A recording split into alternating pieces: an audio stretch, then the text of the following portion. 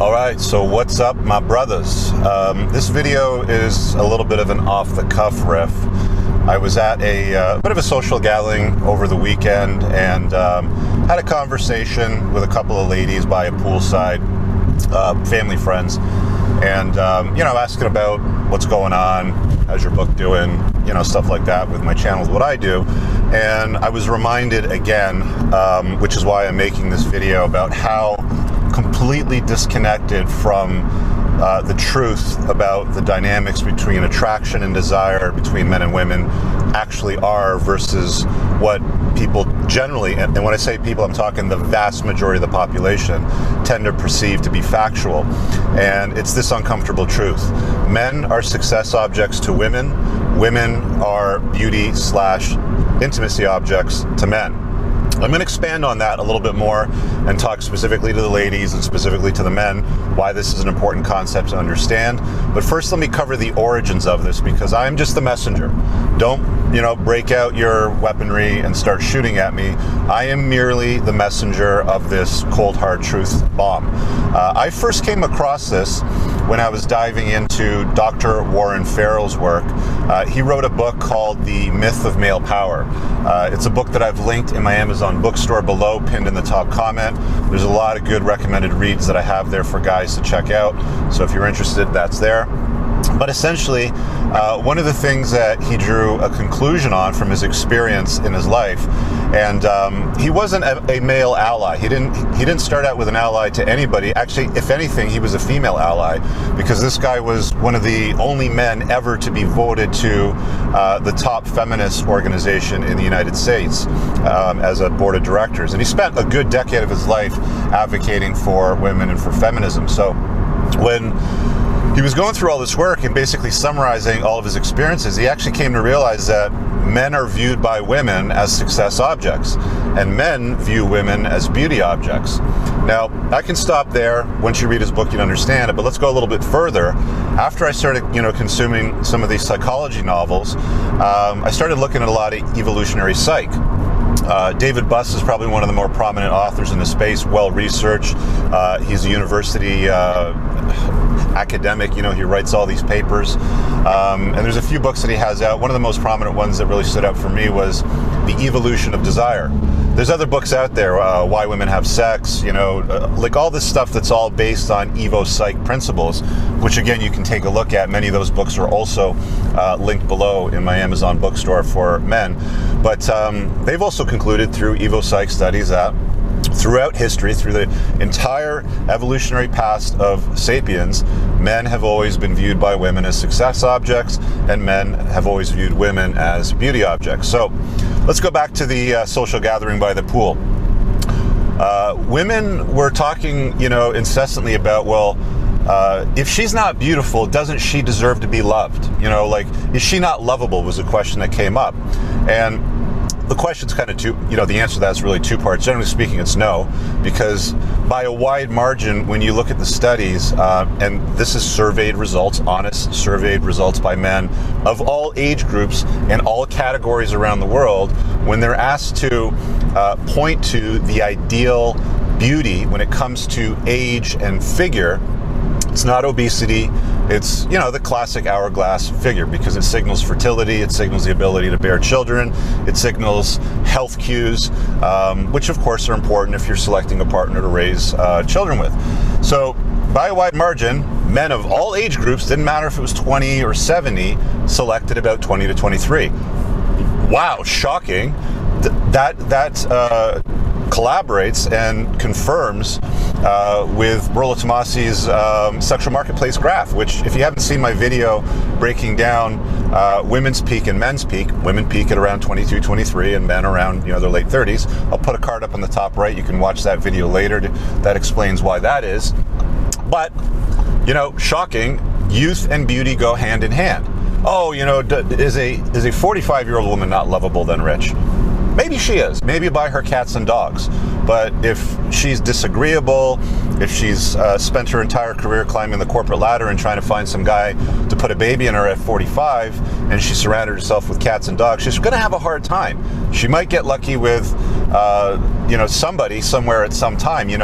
There's an old saying basically, male thirst is endless, and guys will make significant concessions to put women up on a pedestal and bend the knee to get some form of attention from them.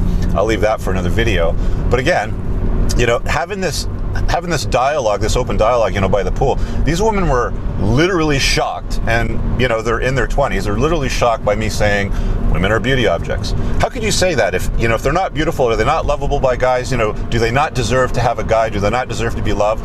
Well, that's the level of entitlement that a lot of these modern women have today. Is they actually have that baseline, like that's the common denominator, is they think because I exist, because I breathe, I deserve to get exactly what I want. And their definition of being lovable or having a partner or being loved is very different from the reality and how they act. And I'll spend a minute on that, because they'll say, yeah, we deserve to be loved, even if we're not at the pinnacle of attraction, even if we're well past our prime, even if we're obese, even if we're, insert whatever, guys would define as a detriment to beauty and attraction. The problem is that these lower value, these lower tier women still have supreme standards. They still have the highest tier of standards for guys. He's got to be 6 foot tall. He's got to make 6 figures. He's got to have 6-pack abs. He's got to be funny. He's got to be lovable. He's got to be compassionate. He's got to be humble. He's got to be alpha. He's got to be beta. He's got to be, stand-up comic. He's got to be a handyman. He's got to be able to take care of my kids. He's got to accept my kids as his own, blah, blah, blah, blah, blah, blah, blah, blah. And it's like, okay, that's a lot more than, just being loved by somebody. Okay, because the standards go well beyond that. I always say whenever there's a conflict between what's said and what's done behavior-wise, always believe the behavior versus the voices.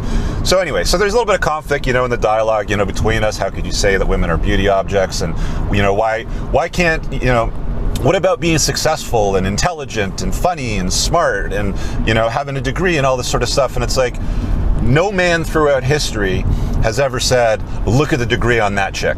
Ever.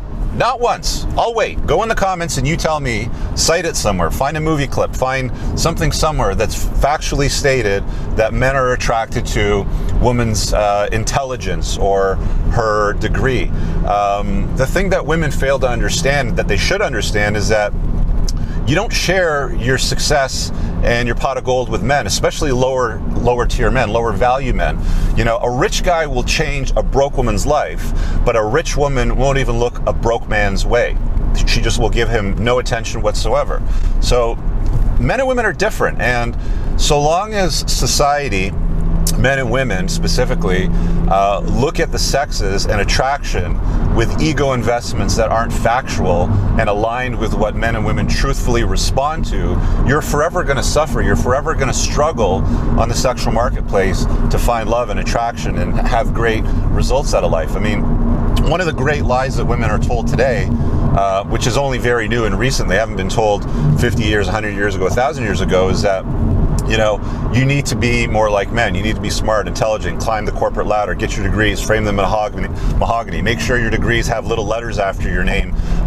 No man is attracted to that. Like I said earlier, no guy looks at that and says, oh yeah, look at the degree on her. They're looking at her visually, the optics of beauty. That's what men look at, and that's what we're attracted to.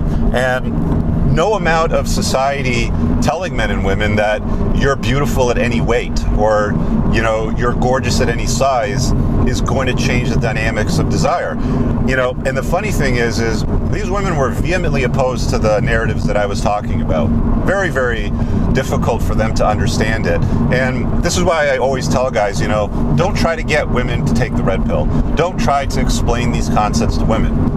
But, here I am, they're asking about my book, what's going on, what do I talk about? And then they start asking me personal questions. So, of course, I go into consult mode and I start talking about that. A little bit of a mistake, but it brought me to this video, which I hope you guys get some value out of it. So, on the flip side of things, when you start talking about, to women about these sorts of things, and you start having these conversations about, relationships, when you ask them the question like, okay, well, you're in a long-term relationship, you're dating, you've had boyfriends before, right? Yeah, okay.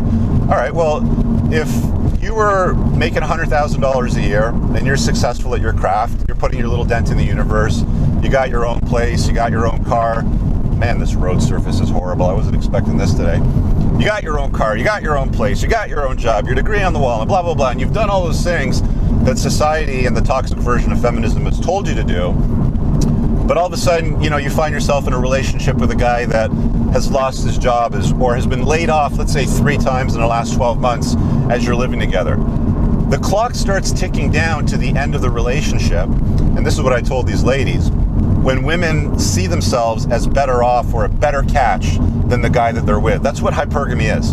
If you don't know what that is, you're new to my channel, card up in the top right, I'll put a video on what hypergamy is, you can check that out. But all that really means is she's got to wake up every day looking at the guy that she's with and thinking to herself, this is the best I can do. This guy, beautiful surface now.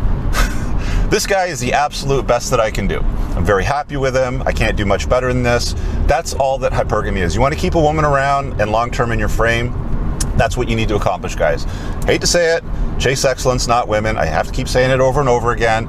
The minute you stop chasing excellence, when you start to relax, the biggest precursor to divorce, we all know, or you should know by now, that women initiate something like 80 to 85% of divorces in the Western world, in the West, North America.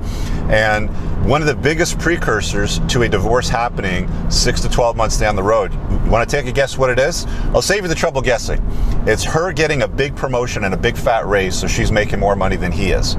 And when she has to look down to him, and she no longer sees him as her best option, or he's maybe a liability to her, that's when the clock generally starts ticking down at the end of the relationship. And by a wide margin, many of these women that are leaving dudes are doing it because they see themselves as better off, because they think the grass will be greener on the other side of the fence, which ties into my factual notion: women are beauty objects to men, men are success objects to women. Nobody ever walks up to a woman and says, oh, you look so great, you're glowing, you look so beautiful nowadays, that raise really did a huge number on you, right? It really improved your attraction qualities. They don't do that. Women are judged based on their beauty and attraction to men. And the confusion that is out there today is society's trying to tell men to become less so women can become more, and they're trying to tell women to become basically like men, behave like men, chase these big ass goals, climb the corporate ladder, make bucks deluxe, have a huge multi-million-dollar bonus as a C-suite employee of the corporation, and blah blah blah blah blah blah blah. And the thing is that just makes it harder for women because they're hypergamous. They date across and up. There's fewer guys that are available to them, and as they get more successful and wealthy, they generally become older, which is not what men are looking at. Again, back to my original point, by a wide margin, when surveyed, men around the world see 23-year-old women as the most attractive. They don't look at a 45-year-old woman that's climbed the corporate ladder with degrees, making $250,000 a year, working 120 hours a week as attractive. She thinks that that's attractive because women have been told, to become more like men, but all that's created is basically terrible versions of men. Guys, a lot of this stuff I covered in a lot more depth in my book, by the way, so if you haven't read it, The Unplugged Alpha is available on Amazon, print, Kindle, and Audible. I narrated the Audible, and it's pinned in the top comment. Grab it if you haven't, dived into it. It's for guys specifically, but if ladies want to read it, do so with a grain of salt and with an open mind, because there's concepts in there which you're going to struggle to deal with as I'm talking about in this video. But a lot of this I've already covered. But the right swiping habits of women on dating apps was revealed when the information was made public, and women will only swipe right on guys, even if she's like a 3 out of 10. She'll only swipe right on guys that she deems better than her, generally speaking, 8 out of 10 or higher. And that's what hypergamy is. Women want to seek the best they can. And there's absolutely nothing wrong with that. It's hardwired, it's a feature, it's not a bug of her operating software. If she didn't seek the best provisioning male that she could possibly get, her chances of survival would completely diminish, historically speaking. Again, we've been operating as nomadic hunter-gatherers, sapiens, for tens of millions of years. We've only been operating in a modern society. I'm on a highway, in a car, in air conditioning. There's lights if I drive at night. This is all very new. This has all happened in the last 100-odd years, okay? We haven't adapted, evolutionary speaking, to the world that we live in today. And even though we're trying to send out this narrative that men and women are the same, we're not.